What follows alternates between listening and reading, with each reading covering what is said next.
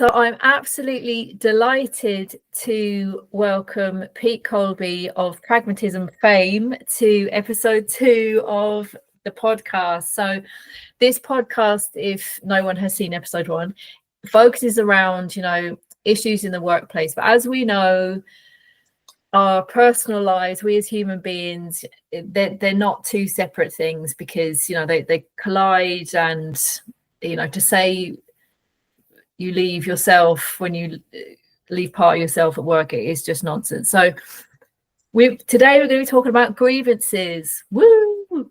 So grievances, they are not a pleasant process for anybody. I know myself, as a HR person, when I see a grievance come in, it's just disappointing, because it's disappointing that we've got to the stage where someone feels they have to raise a grievance. It's disappointing because I know all the hours that are going to get poured into it, the meetings, finding a manager, doing the letter. And then at the end of it, the person isn't really going to be particularly happy, potentially, with whatever recommendations come out of it, because... And I think there's an idea as well, and a misunderstanding about what grievances are. So, and this is very broadly speaking here, Pete, but I do sometimes get the sense, and it could just be because I'm a tired HR person, it could just be that you get the feeling that someone wants to just pull the pin out of the grenade, throw it into the room, walk away, and think HR are going to slap this other person on the hand. I have to take no responsibility for any part of the resolution of this. Now, obviously, there are situations where, it is a genuine situation where someone has done nothing wrong. And I'd never take away from that. But, very broadly speaking, it's usually where two people have come to a point where they can't communicate anymore. And that's where the grievance then makes its way into your inbox. So I want to talk to you about another way. So you have a fantastic organization called Pragmatism, and you mediate your way to harmony. So I kind of, from your perspective, what do you think about grievances? Do they have a place? Where is that place? What can we do? Okay, well, first of all, thanks for inviting me onto this podcast. I'm very honored. So if I start with the reason my business is called Pragmatism, the pure reason is I just fundamentally don't believe any policy, law, or process gives you the answer when it comes to people. There's always that need for pragmatic leadership. And so the answer when it comes to people issues is not written down anywhere. No, there's no book or policy that will give you those answers. But what I think we've created, and it's not just the UK, I think it's across the world, is a fear of conversations. And what grievances absolutely don't do is enable good conversations. So I have a bit of my, I call it my revolution to resolution, because I just think our traditional grievance processes do the opposite of what they're supposed to do. So, as you rightly say, a grievance process doesn't create happy or happier people. Actually, quite the opposite. Because if you and I have a grievance against each other, once you've written your statement about everything bad you can think of that I've done to you since 1976, and then I read your counter grievance about how all the bad things, then our relationship's going to be further and further apart. And really, quite sadly, we'll have been through months of stress to get to that really bad place. And again, as you rightly say, people who are aggrieved often don't think about the trauma that grievance process is putting that other accused person through. Yeah. So I have a bit of a saying that I see grievances as a failure. And that's always been my approach, which is why I've been in very few grievances since I trained as a mediator nearly 30 years ago next year. Wow. I think I've been in, I think it's 4 in 30 years, but thousands and thousands of disputes. And the reason I say it's a failure is 99.99% of the time, it's the failure of an organization to resolve things informally. If you could have resolved it formally, you could have and should have resolved it informally. Yeah. That's 99.99% of the reason it's a failure. 0.001% or whatever it is occasionally, and it's very rare, and it's rarer than people think, there is somebody who's completely got the failure to have any sense of rationale whatsoever. A purely toxic person. They're very rare. Although a lot of people do see toxic behaviors coming out, and that's just frustration. But it's very rare you come across people who have totally failed to have any sense of rationale. But as I say, I think I've come across 4 in 30 years. So what do grievances do? They either have an outcome of upheld, partially upheld, or not upheld. They usually, I could probably pre-write most grievance outcomes because it'll say there's a lack of evidence to prove. Yeah. And that's true. There's a lack of evidence to prove, but something's happening. And what we've got to get to is the nub of what's happening. So the analogy I often give to people is, because it's all about trust and relationships. And the analogy I often talk about is me and my wife, Liz. I trust her implicitly. Hopefully she trusts me implicitly. We love each other to bits. But we still have situations where she will say to me, 2 weeks ago, Pete, you said this.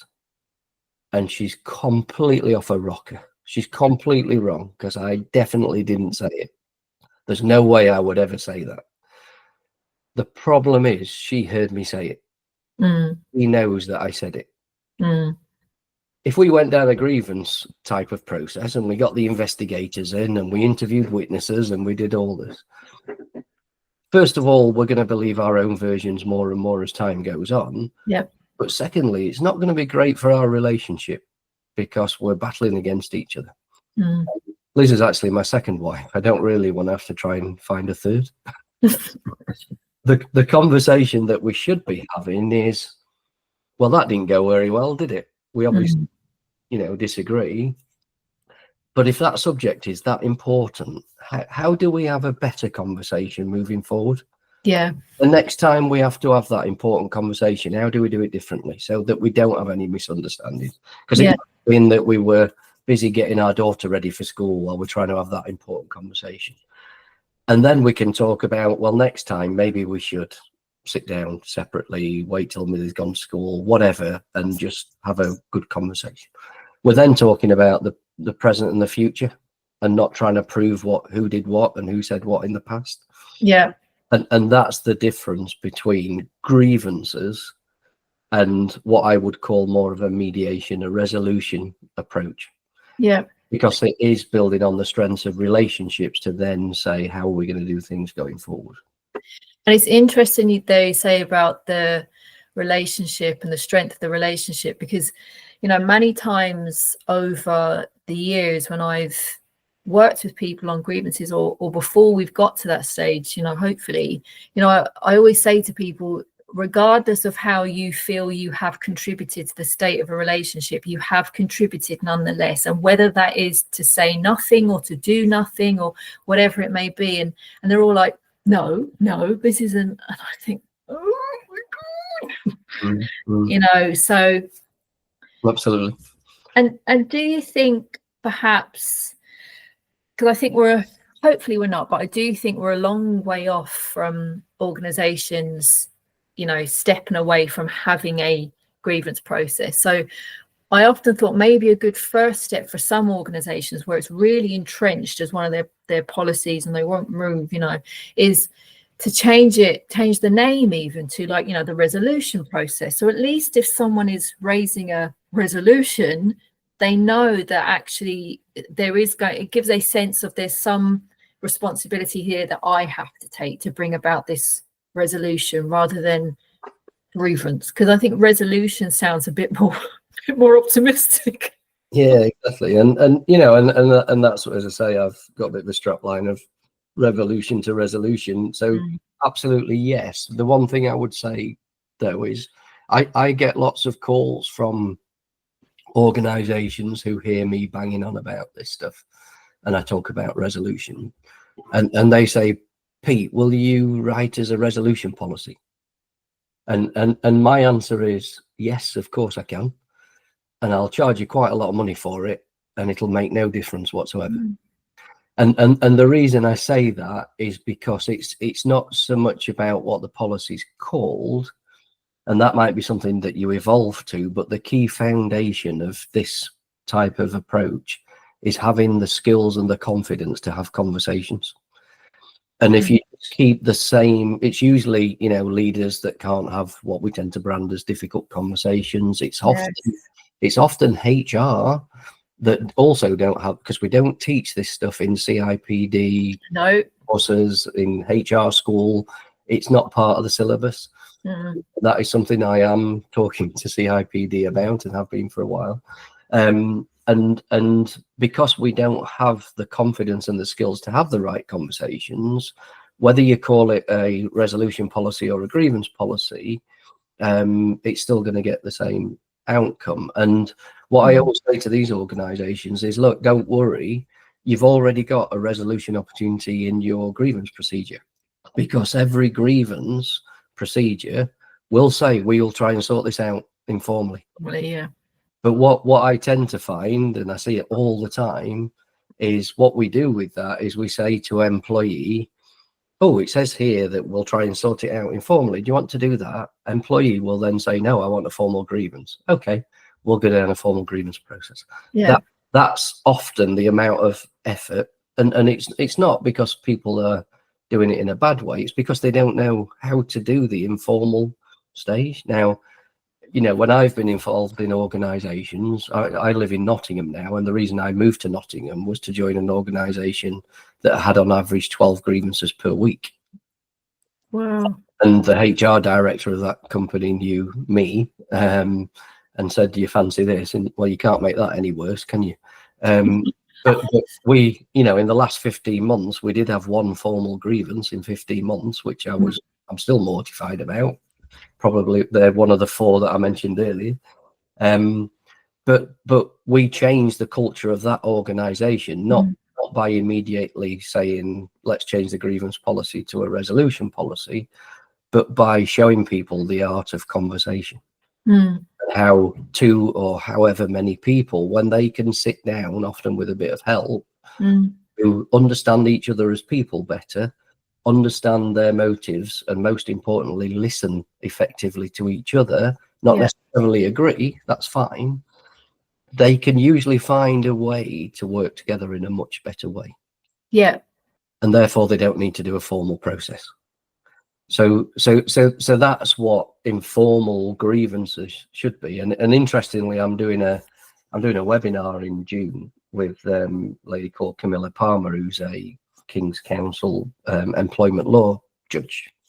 So she sits and hears the tribunals, and she wants to make grievances extinct.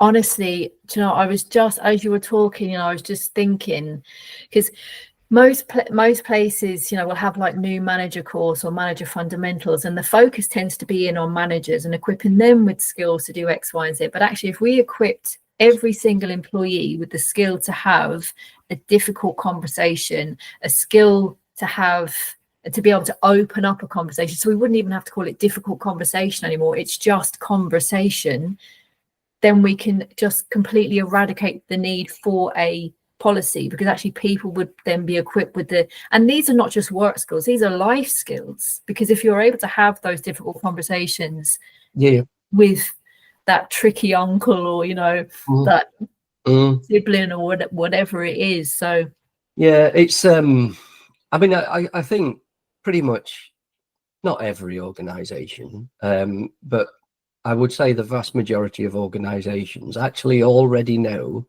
that one of their significant problems is that managers can't have conversations. And when I talk to those organizations, there's a couple of things. First of all, we all know that many managers are in these jobs because of their technical capabilities and not their leadership capabilities. And so that, you know, we all know that, but that's something we need to do better in the recruitment process. But most people are developable in this area. But I often have conversations with those organizations, say, look, you will fall into one of two camps. You will either be in the camp of, we recognize that this is the hardest part of any leadership job, is people. And actually we invest time and some money in developing those skills into those managers. Or you'll fall into the camp of, we recognize that this is the hardest part of leadership, but what we hope for is when those people sign a contract saying manager, that the magic fairy dust is going to come down, sprinkle all over them and turn them into a leader. And usually they'll say, yeah, we're probably the latter. But what we see with those organizations is when they develop skills within their leadership to have conversations, and you are right, they're only classed as difficult because they don't have the confidence. They don't have the confidence because they don't have the skills, the tools, the techniques. But when you give managers that confidence, suddenly that thing that would have been in a grievance, HR don't even know about it because the manager's just had a conversation and it's sorted.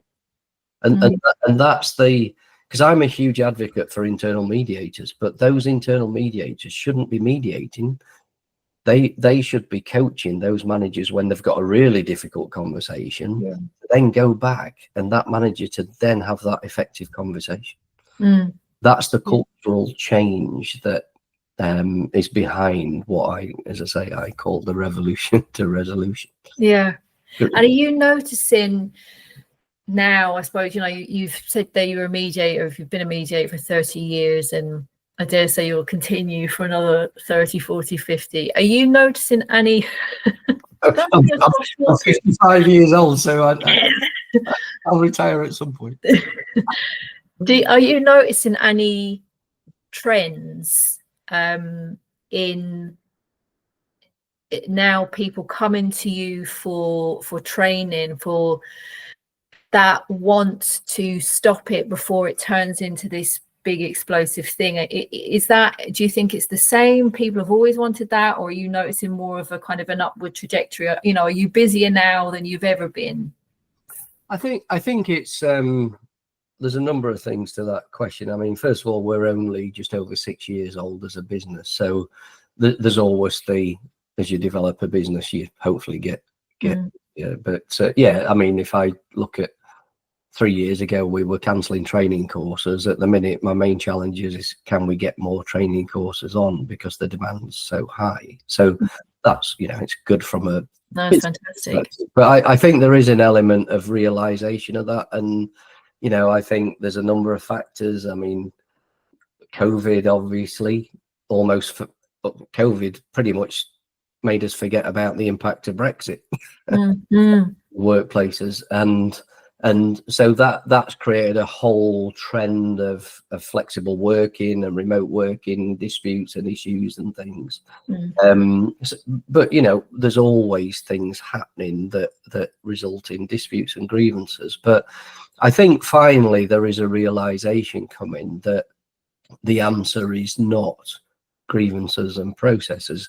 Because one of the trends I'm seeing is quite a few lawyers learning to be mediators. Wow, okay. And actually, there's some great lawyers out there, and the best lawyers will be saying to their clients, the best value to you is not litigation. Yeah. The best value to you is sorting this issue out.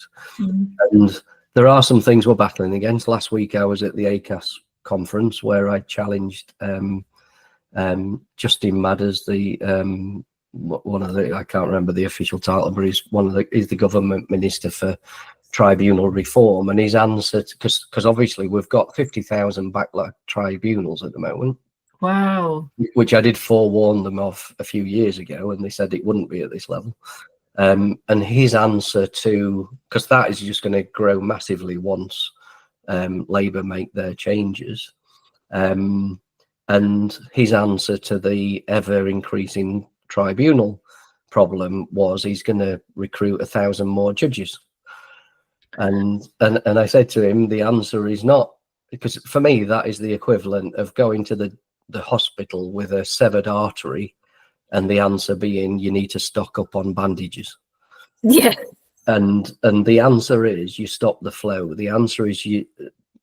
Of those 50,000 tribunals, I can pretty much guarantee there are at least 45,000 of those shouldn't have been anywhere near tribunal. No. And so the answer is, you know, ACAS conciliation is not that effective, but it does something. We then have judicial mediation, which for me is a bit of an oxymoron, because the key to being a good mediator is to be non-judgmental. Yes. But there's nothing in the middle, and you know, we have all this thing, and it's the stress that people go through is the biggest thing for me. Yeah. I know ACAS have done their studies about how many billion this costs the UK, but the cost on stress and mental health is just unbelievable. And the sad thing is, the most common thing we hear is, I wish we'd have had this conversation years ago. Yeah. Yeah. And they could have. And in my view, they should have, because we need to get that skill, that confidence into organizations. And, you know, the more legislation tightens up, the more we scare the hell out of managers about, you know, oh, I'm a man, you're a middle-aged woman, you've mentioned this menopause thing, so I'm scared to have that conversation, or you've got a different color skin to me, so I'm scared to talk to you about this issue, or you've mentioned mental health, and what if it goes wrong? You know, we scare the hell out of people to have the right conversations. Yeah. And you mentioned there about the CIPD, and you're sort of working with them to try and bring about, I guess, training, awareness, whatever it may be, as part of that CIPD qualification. Because you're absolutely right. I mean, you know, I think sort of off topic for briefly, as a HR person, the amount of situations you're faced with that have to do with I don't know, external, it could be a women's refuge, it could be something to do with alcohol abuse, it could be, you know, and you're like, I don't know what to do here. So a manager comes to you going over to you, and you're left then suddenly expected to become a medical professional and an expert on all the social systems that we have in the UK. So you're absolutely right. It's not in that training. So how is that campaign for you going, like trying to get it in there? And it's I suppose, I mean, I'm a fellow of the CIPD. I have been for eternity. I think it was IPM when I first but I think I spent a lot of my HR career frustrated with CIPD or whatever. Yeah. But then actually, you know, I decided to get to know people in the CIPD, and, you know, I've got to know, you know, I've met Peter Cheese a few times, you know, who heads up CIPD, but more so people like David D'Souza, Rachel Suff, who are actually brilliant people and do some amazing things. Yeah. I think the conversation that I've had with people like that is I suppose it's back to my company name of Pragmatism, is just help working with them to help to get this into. There's lots of theories, there's lots of papers and things like that. It's really how we help to get that, and I've had some really great conversations with them, and I really am hoping that over the next months and years that this sort of thing will really come into focus for being a key skill. I'll be honest though, I think sometimes a membership organization and what I'm talking about is a bit of a challenge. Yeah. What I am saying is, actually, I don't think all HR people who have got over the barrier of being a HR professional maybe would in future. Because not just because you're in HR doesn't mean you can do this stuff. Most HR people should be able to and can, but I do know HR people that can, you know, they might be advising managers, but they can't do it themselves, and they probably never will be able to. Yeah. And that means actually going forward, if I had my way, that they wouldn't become HR professionals. which sort of goes against, we need to grow our membership. So our challenges. It's really interesting because and I suppose I'll finish on some point or this point or whatever it is, but it's such an important job because yes, you have to manage risk, but you're also dealing with people, and you have to have a way about you that you engage people and you listen, and you're not just looking at them and blinking, you're actually listening, and then getting them not influencing them to get them to your perspective. It's not about that. Everyone has their own beliefs and opinions, and that's right, but being on the level with people, being honest, and having that integrity, and it allows that relationship to build. And there are some people in this profession, like there are in all professions, that you think, no. Yeah. But yeah. Absolutely. And I suppose it comes back to difficult conversations because, what we need to give HR the skills to do is have those difficult conversations, and they are often with the business. They are often, I am not here to just do what you say. I am here to have a voice, and actually, I will give you professional advice, and it's your call if you take that advice, but please don't think I'm just going to do what you, because we have a profession. I think what the CIPD are keen to do, which is right, is increase the kudos of the profession. Yeah. And that's right, but it comes back to my point about you need to be able to have those conversations, because I think of some of the conversations I've had with very, very senior people that I've been supporting from an HR perspective, and I'm talking people who are running multi-billion-pound businesses. It's had to be, if that's the sort of person you're looking for, this is the advice I'm giving. You go for your life if you want to go against that advice. But, I won't be supporting you if we do get to tribunals or whatever. And if I've seen that the risk for employees is significantly high, I've gone completely against their instructions. And the conversations I've had with them is, there is a process to go through if you want to take me through disciplinary, whatever it is. Yeah. Good luck. You just need good HR advice when you go through that. And that would be and some of those conversations, actually, I'm now still in contact with those very senior people, and they say to me, you were the first person that ever challenged me, because I saw HR just as almost that I saw you as a whipping boy. Yeah. Whatever I said you should have done was my view, and you changed my view of HR. So they're very important conversations to be had in the right way. Yeah. I think we've got a lot of work to do, but I'm so thankful, Pete, that you joined me this morning. I know you're on a tight deadline, so I'm really pleased that you made the time. So thank you very much.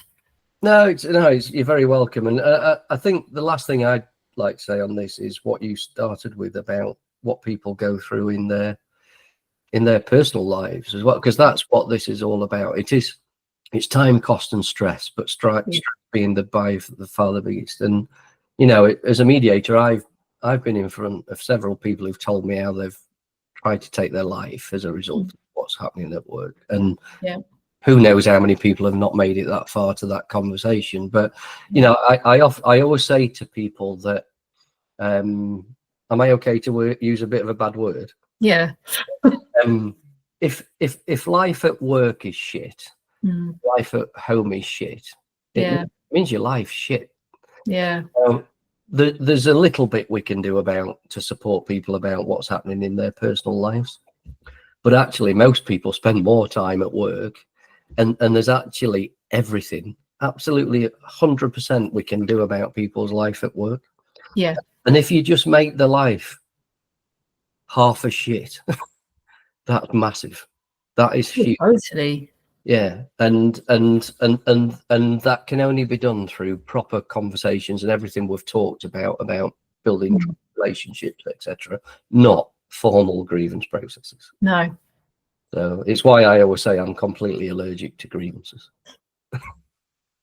Well, on that note, thank you so much, Pete. Thank you. No, you're welcome.